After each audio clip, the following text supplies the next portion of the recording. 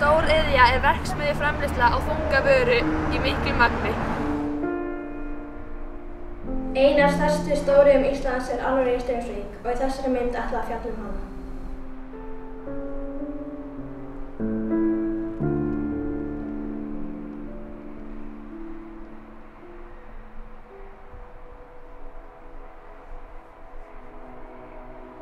Álverið í Straumsvík fyrsta álver Íslands.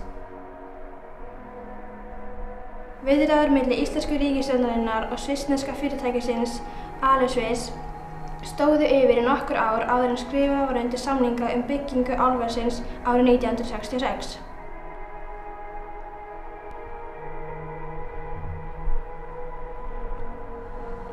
Framkvæmdir á álverinu hófust seinna sama ár og framleiðsla í fyrsta kerskálanum hófst 1969 þótt að verið væri ekki formlega byggt fyrr en í maí 1970.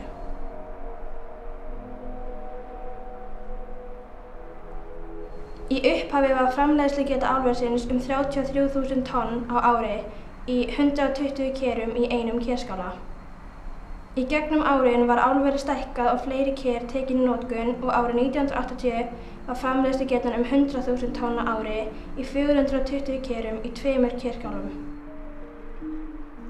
Álverið var ekki stækkað frekar fyrr en árið 1995 þegar ákveðið var að byggja þriðja kerskálann og var hann tekinn í notkun árið 1997. Þá var framleiðslugetan komin í 162.000 tonn á ári og með nýrri tækni og betri árangri í rekstri hefur framleiðslugetan aukist enn meir.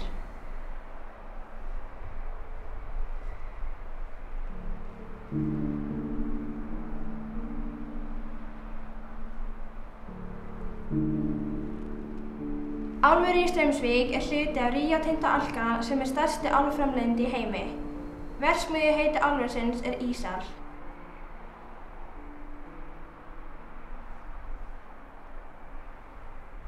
Álverið framleiðir hágæðaál eða eftir óskum viðskiptavinarins. Það framleitt 200 mismunandi tegundir í álverinu. Ísal notar mikið af sérhæfðum vörutegundum til þess að búa til ál, svo sem plötur fyrir byggingariðnað, prentplötur, lyfja- og snyrtivöruumbúðir og bifreiðar. Ísal notar tæplega 3000 gígavattstundir af raforku á ári, eða 18% af þeirri raforku sem notuð á Íslandi. Álverið fær orku sína frá Búrfellsvirkjun sem staðsett í Þjórsá í Þjórsárdal. Náttúruauðlindir Íslands hjálpa mikið við framleiðsluna því hún kemur með endurnýtanlega orku. Afköst fyrirtækisins í álframleiðslu 190.000 tonn á ári. Það vinna 450 manns í álverinu, þá eru 70 manns með háskólamenntun sem starfsmenn Ísal og 120 iðnaðarmenn.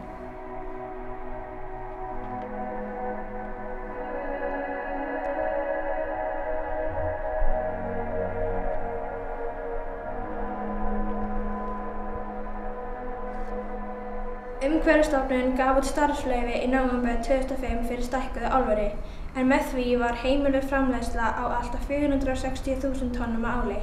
Það var áætlað að heildarkostnaður við stækkunina myndi nema 80 milljörðum.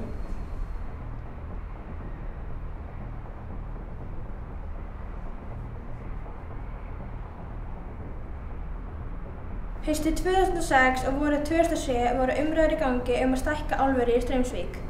Þann 31. mars kusu íbúar í Hafnarfirði það hvort samþykkja ætti deiliskipulagið sem heimilaði stækkun álversins. Kjörsókn var nokkuð há en 76,6 Hafnfirðingar kusu. Það eru alls 12.747 manns.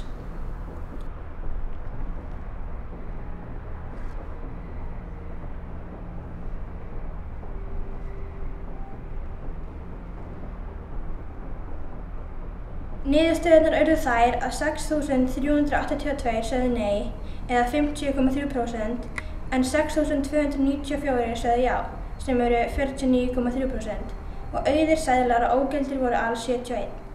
Það munaði aðeins 88 atkvæðum að deiliskipulagið hefði verið samþykkt. Samtökin Sól í straumi sem berjast gegn stækkun og Hagur Hafnarfjarðar sem berst fyrir stækkun hafa reynt hvað þau geta til þess að vera hófstillt í málflutningi sínum og einblína á röksemdir með og á móti. Tekjur bæjarsjóðs Hafnarfjarðar af starfsemi álversins í Straumsvík voru það bil 70 milljónir á ári. Ef stækkunin hefði orðið, hefðu tekjurnar aukist í 200 milljónir á ári.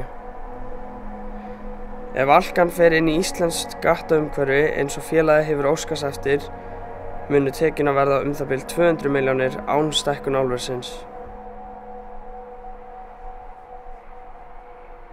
Ef deiluskipulag hefði verið samþykkt, hefði það bil 400 störf myndast. Þá hefði álverið þurft 7000 gígavattstundir árlega, sem hefði þýtt að þeir hefði þurft að virkja einhver náttúruauðlind á Íslandi. Auk þess myndi útblástur álversins aukast verulega og mynda með ryk og gróðurhúsalofttegundir eins og koltvíoxíð og brennisteinsvíoxíð. Þetta hefði kallað á frekari búnað til að draga úr mengun. Stóriðjur hafa vaxið mikið síðan álverið í Straumsvík tók að starfa árið 1969. Vægi áliðnaðarins hefur aukist og árið 2010 var 30% útflutningstekna stóriðjunni að þakka. Með nýtingu raforku til framleiðslu á afurðum stóriðjufyrirtækjanna geta Íslendingar flutt út endurnýjanlega orku. Hér hefur byggst upp öflugur raforkuiðnaður og heildarvelta árið 2010 var 90 milljarðar króna.